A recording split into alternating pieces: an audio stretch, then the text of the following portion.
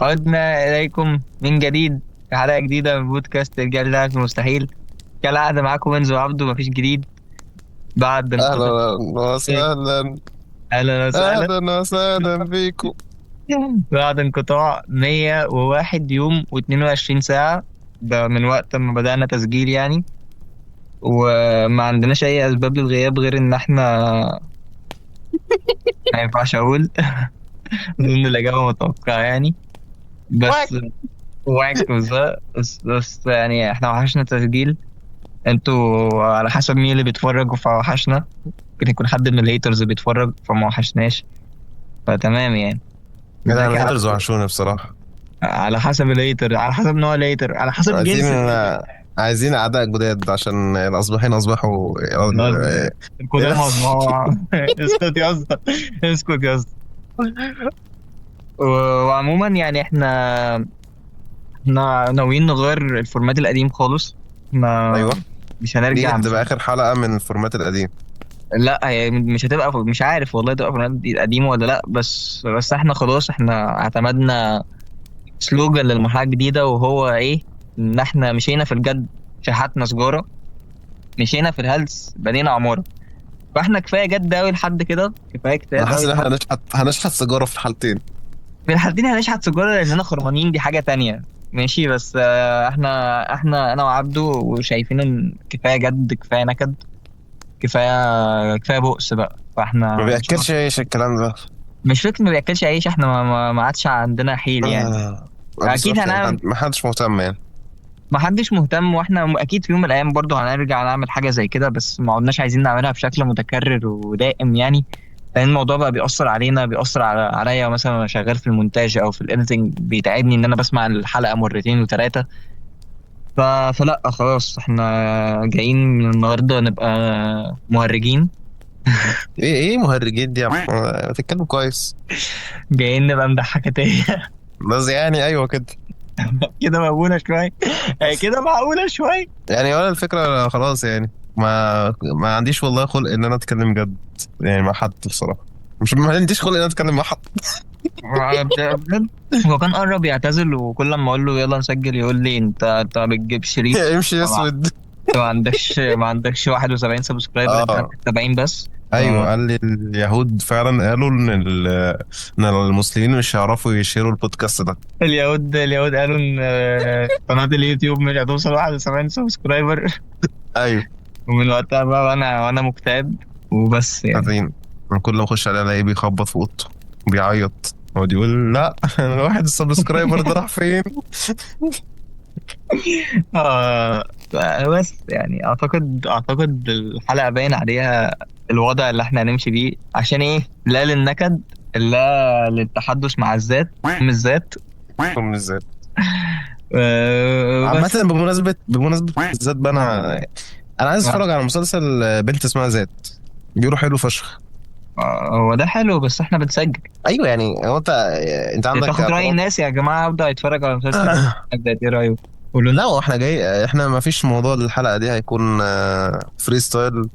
احنا مفيش موضوع فعلا الحلقة دي فعلا فري ستايل، واحنا عايزين نرجع ونفهمكم الوضع اللي كان حصل ال 101 يوم اللي فاتوا. انت كنت عامل ايه انت عملت ايه في ال 101 ال يوم؟ 101 يوم اللي فاتوا دول يا يعني اسطى انت، هو انت بعد. ما كنتش شايفها تسجل امبارح كانوا لا، 100 يوم بدل 101 يوم، حاسس ان ما انت الرقم اصلا انت بيقول. انت انت اصلا لحد من ساعتين ما كنتش عايز تسجل. يعني ممكن اطلع الشات عادي بقى، هعرف احطها في خلاص خلاص المونتاج عادي خلاص والله يعني، فاهم؟ ما تجيبهاش فيا. خلاص خلاص. بس هي بجد هي برضه فيها جزء كبير عليا، ال 100 يوم اللي فاتوا دول. انا اتسحلت في كذا حاجه.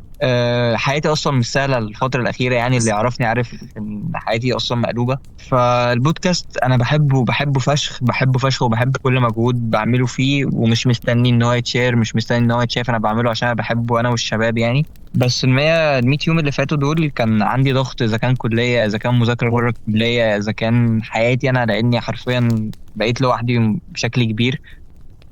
فما بقاش عندي وقت ان انا اوفق ما بين كل حاجه. بس لما الفتره الاخيره لما بدات احس ان انا حياتي بتقع، فرجعت لاكتر حاجه حرفيا بتديني دفعه لقدام، او الحاجه اللي بعملها بحب دايما، مش بعملها عشان اجيب فلوس ولا عشان دي اللي هتنفعني في مستقبلي. انا بعملها عشان هي حقيقيه، وبعملها عشان بحبها. فده اللي حصل معايا في ال 100 يوم اللي فاتوا، ان انا فعليا كنت في دوامه. مم. وانت يا حبيب قلبي كنت بتعمل ايه ال 100 يوم اللي فاتوا، وما كنتش عايز تسجل ليه ال 100 يوم اللي فاتوا؟ بنزل الجيم. لسه نازل الجيم اول امبارح. انت؟ انت. لا والله بقالي شهر ونص يا محمد. واو، يا ابن اللعيبه. ايوه. دام. جامد بجد. او بوي. يا بوي.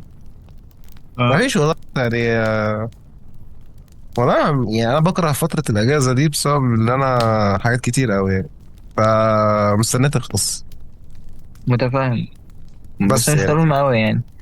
بدون دخول في تفاصيل يعني. فاهمك. وبرده سبب كبير من اسباب اللي كان بيمنع عبده ان هو يسجل معايا، وهو كان قال الموضوع ده ان حوار التسجيل ده بقى كوميتمنت شويه. كان في فتره ما كنا بنسجل بشكل كبير، فالموضوع بقى مسؤوليه علينا، واحنا فعلا ما احنا الاثنين ما عدناش قادرين لكوميتمنت ولا مسؤوليات ولا اي ارتباطات في الدنيا ايا كان نوع. بوظت لك كل فرصك في الدنيا انا عارف. يا عم ما كل الفرص في ايه؟ يا ايوه بقى. انا ايوه بقى باي في بوي. ايه؟ ايوه. بس ما تضطرنيش يا ابني. لا بجد والله اصلا انا عندي مشكله يعني بالمعنى العربي اسمها عربية يعني، بس احنا بنزوقها وبنقول على فير اوف كوميتمنت ناحيه اي ابن بجد يعني، ناحيه مواعيد، ناحيه خروجات، ناحيه اي حاجه يعني، فانا بخاف يعني ومش فاهمك. بتبط. والله ف الواحد ما عندوش طاقه انه يعمل حاجه عامه. يس كل الصيف والله العظيم. هو السبب. لا يا جدعان بجد الصيف ده الفصل ابن، ولا ما بحبوش ولا عبده بيحبه، واي اي حد حد عنده بيحبه تكييف في بيحبه. البيت اقسم بالله طري. معلش، اي حد بيحب الصيف وبيسمعنا، انا ما عنديش مشكله ان السبسكرايبرز ما يبقوش 71 يبقوا 69. اتفضل اطلع بره. انا مش عايزك عندي. انا مش عايزك في قناتي. بعد اذنك اطلع بره. اطلع بعد بره كده. اذنك اطلع سامع يا بره. محمد يا سامي يا ابن من. ما تناقشنيش، اطلع بره. ما تكلمش معايا. اتفضل. ايه خططك للبودكاست؟ ان احنا هنمشيها فري ستايل زي دلوقتي كده. احنا حرفيا احنا ما عندناش خطط صريحه. كل اللي حصل النهارده الصبح كنت بكلم مانو، اكيد عارفينه، سجل معانا كذا حلقه يعني. بقول له انت مواعيدك امتى؟ قال لي كذا كذا. قلت له طب يلا نسجل. قال لي مش فاضي، مع انه الميعاد اللي قال لي عليه ده مش من المواعيد اللي هو مشغول فيها. قال لي مش فاضي والله. فشتمته بدون دخول في تفاصيل، ورحت قلت لهم في الجروب بتاعنا يا واحنا جدعان. قلنا مش احنا مش قلنا مش هندخل اي حد كده معانا يعني. ما انا هطرده. قلنا نبقى ناس الناس اللي لوحدها بس كده. هطرده خلاص، مش بس هدخله معانا. ايوه. فرحت بقى على الجروب بتاعنا قلت لهم يا جدعان ده الموعد السنوي لشغفي انه يصحى اتجاه البودكاست وهنرجع البودكاست. عبده في الاول قعد يتريق عليا يقول لي ابو 70 سبسكرايب. والله ما قلت كده يا جدعان، انا قلت ابو 71 سبسكرايب. ما كانوش كامل 71، او انت شلت السبسكرايب بتاعك عشان تدفع عليا.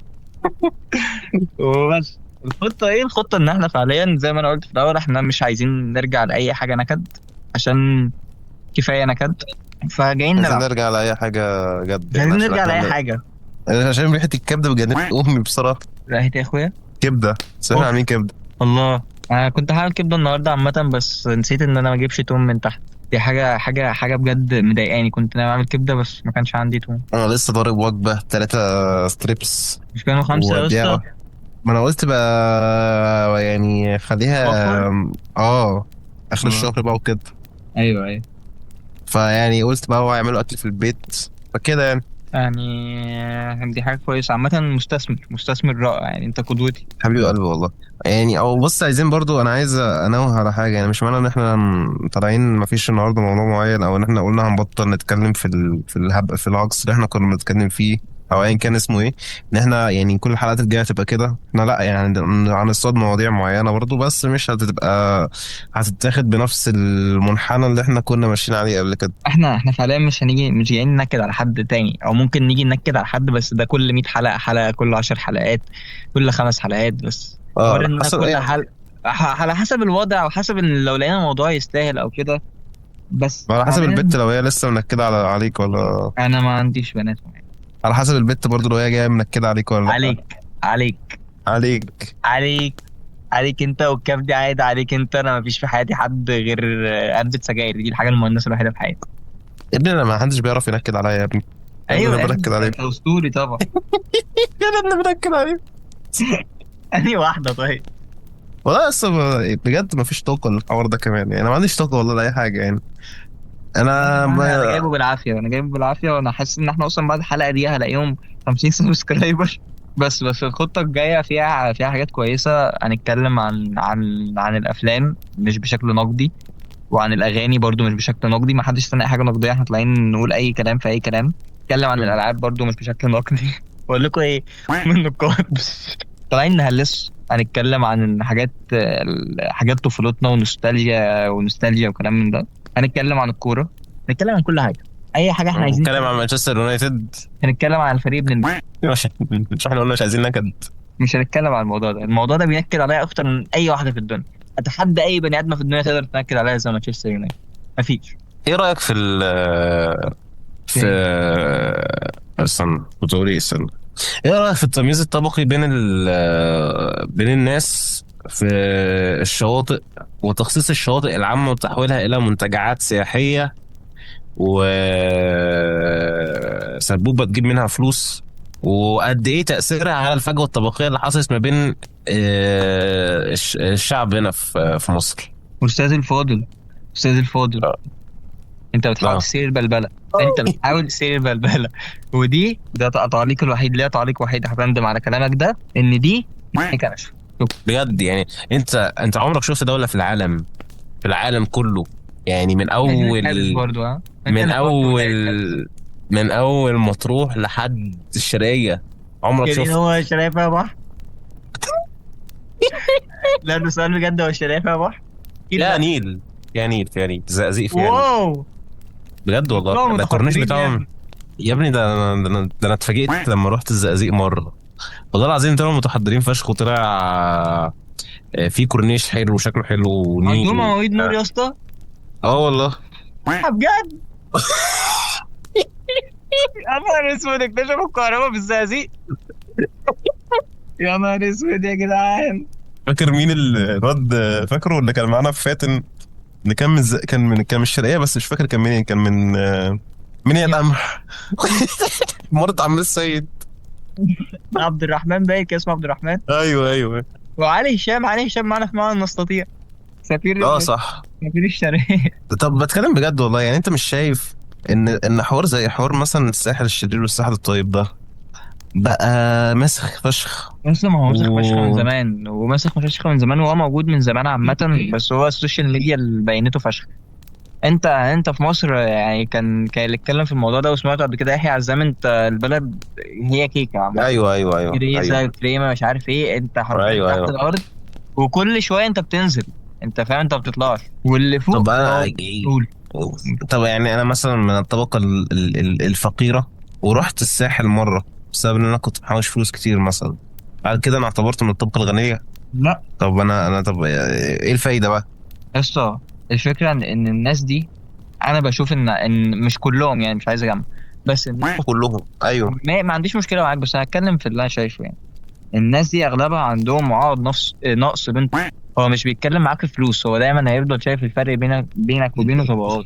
فهو طب عمره يس ما هيشوف انا عندي فرق وما تعقيب يشوفك على زيك. الموضوع ده، والله عندي تعقيب على الموضوع ده. ان الناس اللي بتوجه لك فكره اللي عندهم عقد نص، او اللي هو بيعاملوك بطريقه طبقيه، الناس دي واحد مرتب مثلا، واحد شغالك امن ب 4000 جنيه، هو اللي بيقول لك انت مين يا ابن معاك كيو ار ولا لا؟ انت فاهمني؟ انت فاهم انا عايز اقول ايه؟ ما هو خايف يتداس عليه الناس برضه من اللي اللي فوقه. بالظبط، قصدي الناس اللي بتمارس الطبقيه عليك، الناس دي اصلا اوسخ، يعني الناس دي تحت بتمارس عليك الطبقيه. طب انا انت بتكلم، ازاي؟ ما هو انت لو جيت تشوف هو بتاع الامن ده يمارس عليك الطبقيه دي ليه؟ الا لو اتمارست عليه. ده لا يديله اي حق ان هو يعمل كده. بس انا بتكلم معاك في كونسبت ايه، ان هو مفهوم مورث. هو ده اخده من الشخص اللي اكبر منه، اللي مشغله وبيدوس عليه. زي فكره الكفيل السعودي والحاجات دي. اه تلاقي الواحد شغال هناك طالع عين اهله ويتهان ومش عارف ايه، وما ينفعش يسيب اي حاجه، لانه هيرجع من الصفر وتحت الصفر تاني لو ساب كل حاجه. ماشي برضه، بس ده ايه السبب؟ يعني مثلا ابقى قاعد في مطعم برضه، ويتر يجي لي يقول لي انت عايز اسمها ايه دي؟ عارف اللي هو يجي يفليكس عليك بقى بحاجه، ايوه ايوه، يقعد تقول يتكلم له معاك لا، مثلا ايطالي في مش عارف ايه ومش عارف. اه انا عايز بيتزا بالجبن، يقول لك يا مارجريتا مش عارف ايه بارميجيانو مش عارف ايه، اقول له لا انا عايزها بالجبن يا ابني. طب انت، ويبص لك بقرف كده، مع انه مثلا تلاقيه بياخد 2000 جنيه وجبه، وانت يعني مستواك المادي كويس، يعني بغض النظر عن المستوى المادي يعني، بس هو يعني انت ليه بتتصرف تصرفات طبقه انت مش عليها مع انك ويتر؟ يا اسطى هو مع الفكره. كامل احترامي للويترز يعني، والله انا نفسي ايوه اشتغل اكيد ويتر من زمان، اكيد، بس انا اقصد احنا مش الولد في نفس ان اللي احنا هناك. حد، هنتكلم في عقليه. ايوه. هو زي ما قلت لك، هي بتبقى يعني ملهاش اي نظره في دماغ غير انها عقده نقص. هو مصر كلها بيحاول. كده بقى حرفيا دلوقتي، من اول ايوه سواق الميكروباص اللي شايفك مش عارف تاخد كرسيين قدام، لحد الناس اللي شغاله في الوظائف الكبيره يعني اللي من دون ذكر اسماء. ايوه، عشان عبده مش عايز يتحبس، وده كان سبب برضو من الاسباب اللي عبده ما كانش بيسجل بسببها، ان هو كان خايف نتحبس. مش عارف ليه، بس 70 سبسكرايبر اللي عندنا دول مين هيبلغ عننا؟ طب مين اللي هيرش؟ في واحد كان رايح يمسك التليفون دلوقتي يتصل على واحد، بس اول ما سمع بتقول ما غيرش تسابه. عامة يا جدعان، اللي ناوي يرشد يرشد، انا جوز اختي ظابط ومحدش يعرف يعمل معاه حاجة. وقت نزول الحلقه دي هتلاقي وزاره الداخليه منزله بيان فصل جوز اخت وهين. محدش يعرف يعمل معاه حاجة يا اسطى. ماشي يا عم. انا بعد الحكومة يعني. انا بحب الرايتس. اه. آه. انت شايف ان انت بجد ان الاقاليم مظلومه هنا في مصر؟ مظلومة اه يا اسطى، فشخ جدا موت. انا انا واحد. شايف ان يعني بجد قول. في ناس بتدفن بسبب انها مجرد انها اتولدت في محافظه بس، يعني والله ما انها ايوه يا تكون محافظه كويسه يعني عادي، يا اسطى، اسماعيليه مثلا، اقول لك على بورسعيد، حاجه حاجة، زي كده. الناس اللي في اسكندرية نفسهم مدفونين.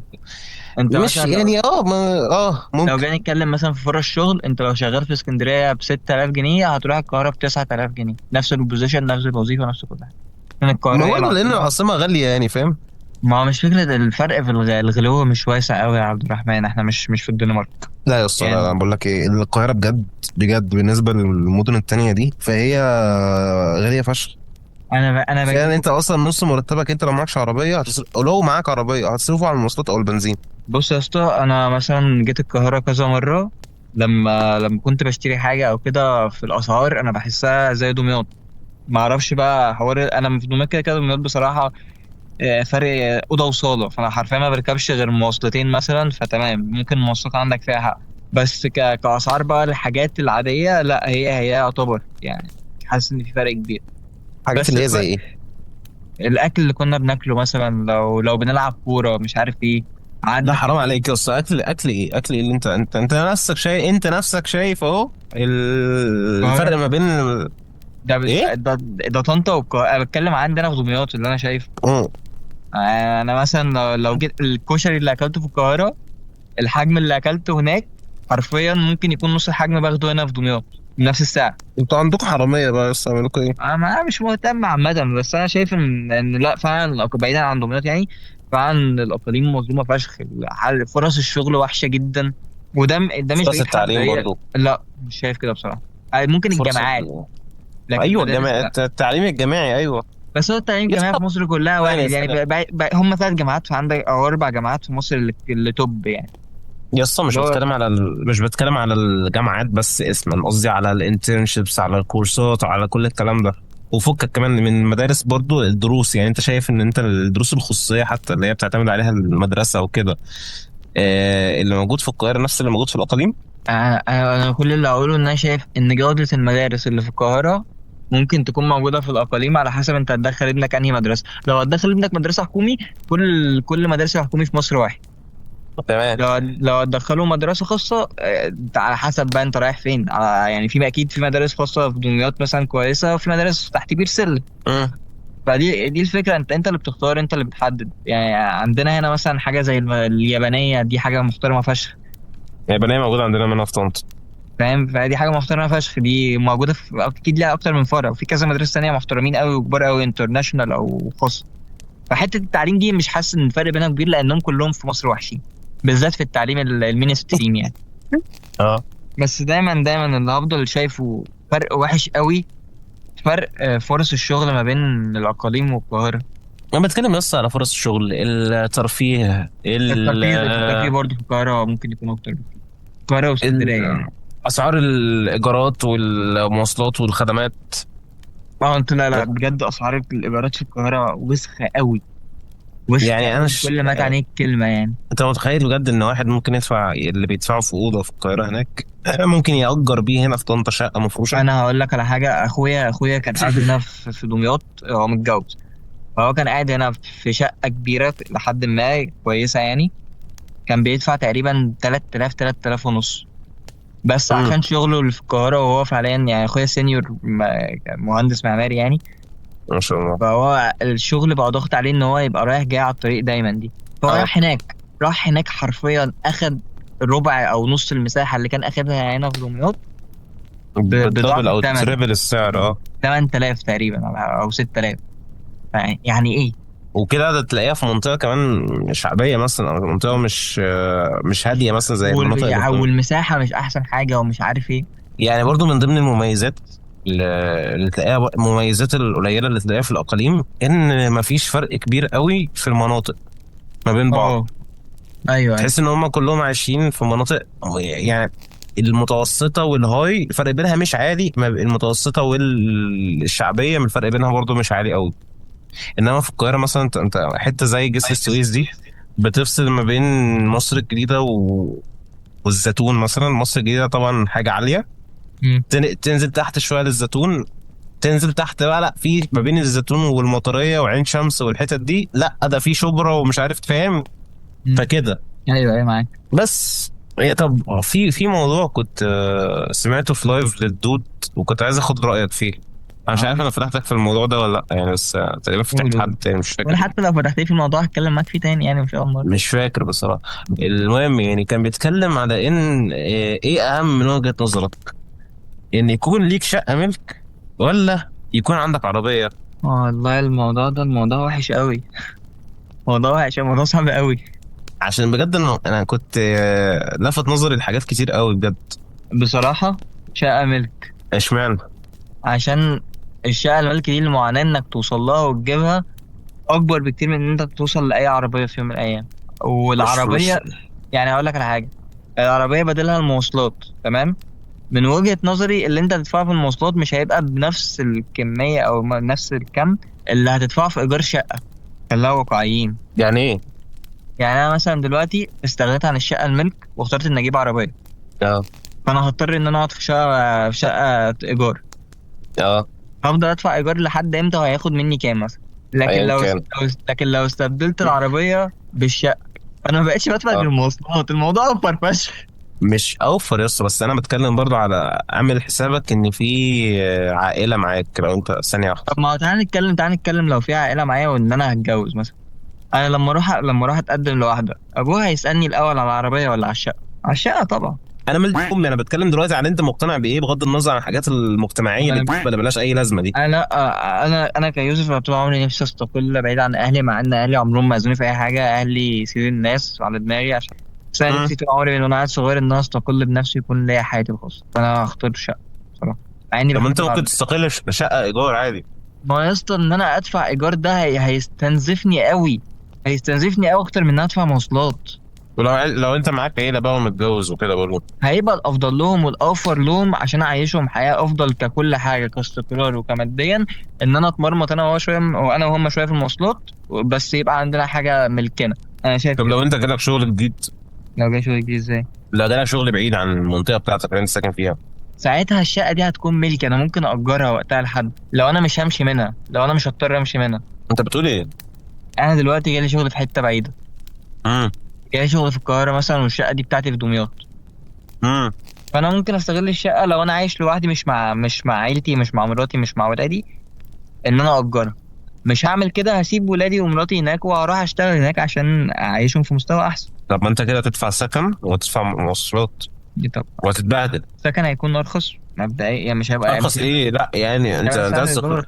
بصراحه انا لا، مش مقتنع انا بالفكره دي. ليه بقى؟ انا بصراحه تيم الشقه الملك. لا، انا بصراحه انا كنت ممكن اقول كده، بس انا بصراحه اقتنعت بوجهه نظر الناس اللي كان بيتكلم فيها. انا شايف ان حوار الشقه الملك ده اوفر ريتد هنا في مصر بجد يعني. يعني ممكن نبص كمان للناس بره، انت مستحيل تلاقي مثلا غير نسبه قليله فشخ الناس اللي عندهم شقه ملك، وده بيجي بعد ما عدى 40 سنه مثلا فاهم؟ في ناس بتاخد قروض على 30 سنه مثلا، بحكم ان انا الشغل اللي انا كنت بشتغل مثلا في الريل استيت كده في اليو اس. فحوار ان حد يبقى معاه شقه ملك ده، يعني بحكم ان انا مثلا شغلي في اليو اس في الريل استيت، فانا اقل واحد عنده شقه ملك ده بيكون معاه 60 سنه ولا حاجه، وبيبقى فيه قروض بقى وحاجات من الكلام ده. فالناس هناك عندها الكونسيبت بتاع شقه الايجار. ليه؟ لان انا مثلا انا شقه الملك ده هتأيدني في مكان واحد. انا مثلا زي ما كنا بنتكلم من شويه في موضوع الشقق اللي بنتكلم في الاقاليم وكده، انت لما يجي لك شغل 100 بنسبه 80% 90% هيجي لك في القاهره. امم.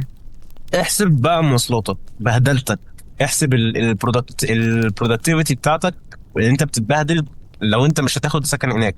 لو هتاخد سكن هناك احسب بقى مصاريف السكن بتاعك، مصاريف الاكل بتاعك، مصاريف المروح والمجي بتاعك، اللايف ستايل بتاعتك اللي هتعيشها بسبب ان انت قاعد مع ناس تانية مش عارف تاخد راحتك وكل ده. دي حاجه. تاني حاجه حوار بقى المواصلات دي، مثلا لو انت عايش برضه في القاهره، فكك بقى من دمياط او طنطا، هنا مثلا اقول لك ايه، ممكن تتزق شويه وايه اغلى تاكسي هنا بياخد 35 جنيه، الدنيا هتبقى زي الفل وكده، بس هيبقى في مشاكل برضه. بس فكك من ده. انت لو عايش هناك في القاهره وعايز تنزل تخرج خروجه حلوه مع مراتك و... وبنتك ومش عارف ايه، انت متخيل كميه البهدله لو انت عايز تروح فيها مكان معين؟ متخيل انت هتبقى متقيد بمواعيد معينه، المترو بيفتح ويقفل؟ متخيل كل ده؟ متخيل كميه المصاريف اللي هتصرف في المواصلات؟ بس اي واحد شغال في القاهره هناك تعرف ان هو بيصرف تقريبا ربع مرتبه او تلت مرتبه في المواصلات بس. انا بتكلم على الكيس بتاعتي عامة، فاهم؟ وبعدين فعشان انا شايف بصراحه هو كل ان واحد ليه كيس، ما هو مش هنعرف نحصرها. انا شايف ان موضوع العربيه ده كانها بيت متنقل، يعني مش شايف انها عربيه كمان ممكن تجيب لك فلوس اصلا للايجار، مش العكس، مش لان البيت هو اللي يجيب فلوس، فاهم؟ انا معاك، انا مش مختلف عامة. انا كيوسف يعني بالنسبة لي استقراري اللي في حياتي هيكمل لما يكون عندي الاثنين. انا بنسبة قليلة فشخ ما انا طبيعي ده اي حد بنسبة كبيرة فشخ انا مش هتقدم لوحده، وانا ما عنديش حاجة الحاجتين يعني.